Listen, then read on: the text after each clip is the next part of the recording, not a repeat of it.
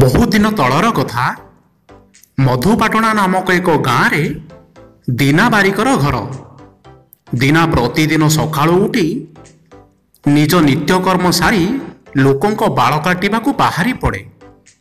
ତାର ପ୍ରତିଦିନର ବେଉସା ଥିଲା ଗାଁ ଗାଁ ବୁଲି ଲୋକଙ୍କର ବାଳ କାଟି ପେଟ ପୋଷିବା। ଥରେ ଦୀନା ସକାଳୁ ଉଠି ନିଜ ସଜବାଜ ଧରି ବାଳ କାଟିବାକୁ ବାହାରି ପଡ଼ିଲା।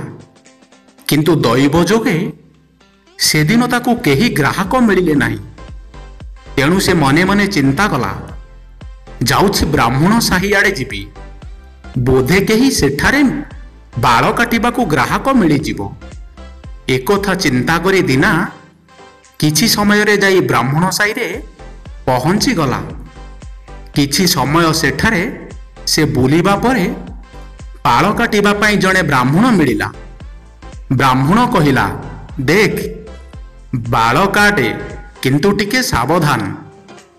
ସବୁ ବାଳ କାଟିବୁ, କିନ୍ତୁ ମୋର ଲମ୍ବା କୁଶକୁ ଛାଡ଼ି। ଦୀନା ବ୍ରାହ୍ମଣ କଥା ମାନି ସାବଧାନର ସହ ବାଳ କାଟୁଥାଏ। ଅଚାନକ ଗୋଟେ ମାଛି ଆସି ଦୀନା ମୁହଁରେ ବସି ପଡ଼ିଲା। ଦୀନା ରାଗରେ ମାଛିକୁ ମାରିବା ପାଇଁ ହାତ ଆଣେ ତ ଗଲତିରେ ବ୍ରାହ୍ମଣର କୁଶ କଟିଗଲା। ଏକଥା ଦେଖି ଦୀନା ଡରି ଯାଇ ନିଜ ମୁଣିରେ ସବୁ ସଜବାଜ ରଖି ସେଠାରୁ ମାରିଲା ଡିଆଁ। ଏଣେ ବ୍ରାହ୍ମଣ ନିଜର କୁଶ କଟିଥିବାର ଦେଖି କ୍ରୋଧରେ ପଞ୍ଚମ ହୋଇ ଦୌଡ଼ିଲା ଦୀନା ପଛରେ। ଦୀନା ଦୌଡ଼ି ଦୌଡ଼ି ଯାଇ ଜଙ୍ଗଲରେ ଥିବା ଗୋଟେ ଗଛ ଉପରେ ଚଢ଼ିଗଲା। ଶେଷରେ ବ୍ରାହ୍ମଣ ଦୀନାକୁ ବହୁତ ଖୋଜିବା ପରେ ନ ପାଇ ନିରାଶ ହୋଇ ଘରକୁ ଫେରି ଆସିଲା। ବ୍ରାହ୍ମଣ ଫେରିଯିବା ପରେ ଦୀନା ଗଛରୁ ଓହ୍ଲାଇ ତଳକୁ ଆସିଲା। ଆଉ ଚାରିଆଡ଼େ ବୁଲି ଦେଖେ ତ ଜଙ୍ଗଲର ଦୃଶ୍ୟ ବହୁତ ମନୋରମ ଥିଲା। ତେଣୁ ଦୀନା ଜଙ୍ଗଲର ସୁନ୍ଦର ଦୃଶ୍ୟକୁ ଦେଖି ଦେଖି ଘଞ୍ଚ ଜଙ୍ଗଲ ଭିତରକୁ ଚାଲିଗଲା। ଘଞ୍ଚ ଜଙ୍ଗଲ ଭିତରେ ସେ ଆଉ ଘରକୁ ଆସିବାର ବାଟ ପାଇଲା ନାହିଁ। ଏଣେ ଅନ୍ଧାର ବି ହୋଇଯାଇଥିଲା। ତେଣୁ ଦୀନା ଚିନ୍ତା କଲା, ଆଜି ରାତି ଏହି ଜଙ୍ଗଲରେ କାଟି କାଲି ସକାଳୁ ଘରକୁ ଚାଲିଯିବି। ସେଠାରେ ଦୀନା ଗୋଟେ ଗଛ ମୂଳରେ ବସି ପଡ଼ିଲା। କିଛି ସମୟ ପରେ ସେହି ଗଛରୁ ଗୋଟେ ଭୂତ ବାହାରିଲା। ଦୀନା ଭୂତକୁ ଦେଖି ଭୟରେ ଥରିଗଲା। ଭୂତ କହିଲା, ହା ହା ହା, ବହୁତ ଦିନରୁ ମଣିଷ ରକ୍ତ ପିଇ ନାହିଁ। ଯାହା ହେଉ ଆଜି ଟିକେ ମଣିଷ ରକ୍ତ ତୁଣ୍ଡରେ ବାଜିବ। ଭୂତ ମୁହଁରୁ ଏକଥା ଶୁଣି ଦୀନା ଚିନ୍ତା କଲା, ଆଜି ମୋର ମରିବା ସୁନିଶ୍ଚିନ୍ତ।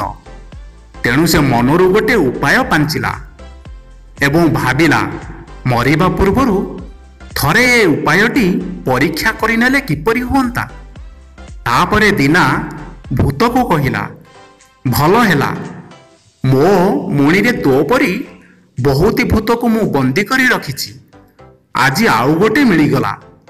ଆସେ ତତେ ବି ବନ୍ଦୀ କରି ମୁଣିରେ ପୁରାଇବି। ଏକଥା ଶୁଣି ଭୂତ ହସିବାକୁ ଲାଗିଲା। ଦୀନା କହିଲା, ତୋର ବିଶ୍ୱାସ ହେଉନି? ଏଇ ଦେଖ।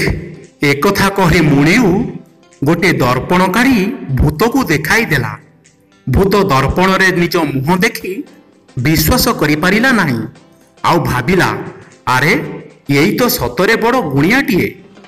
ମୋ ପରି ବହୁତ ଭୂତମାନଙ୍କୁ ନିଜ ବ୍ୟାଗରେ ରଖିଛି। ତାପରେ ଭୂତ କହିଲା, ହେ ଗୁଣିଆ ଭାଇ, ମୋତେ କ୍ଷମା କରିଦିଅ, ମୋତେ ଦୟାକରି ବନ୍ଦୀ କରନି। ଦୀନା ଚିନ୍ତା କଲା, ଏଇ ଭୂତମାନଙ୍କ ସାହାଯ୍ୟରେ ବହୁତ ଲୋକ ଧନୀ ହୋଇଛନ୍ତି। ୟାକୁ ଯଦି ଧନ ମାଗିବି ତାହେଲେ କେମିତି ହେବ? ତେଣୁ ସେ ଭୂତକୁ କହିଲା, ତୁ ମୋତେ ବହୁତ ସ୍ୱର୍ଣ୍ଣ ମୁଦ୍ରା ଦେଲେ ମୁଁ ତୋତେ ବନ୍ଦୀ କରିବି ନାହିଁ। ଭୂତ ଦୀନାଠାରୁ ଆଦେଶ ପାଇବା ମାତ୍ରେ ବହୁତ ସାରା ସ୍ୱର୍ଣ୍ଣ ମୁଦ୍ରା ଆଣି ଦେଲା। ତାପରେ ଭୂତ କହିଲା, ହେ ଗୁଣିଆ ଭାଇ, ଏବେ ତ ମୋତେ ଛାଡ଼ିଦିଅ। ଦୀନା କହିଲା, ମୋତେ ମୋ ଘରକୁ ଆଗେ ନେଇ ଚାଲ, ତାପରେ ମୁଁ ତୋତେ ଛାଡ଼ିବି।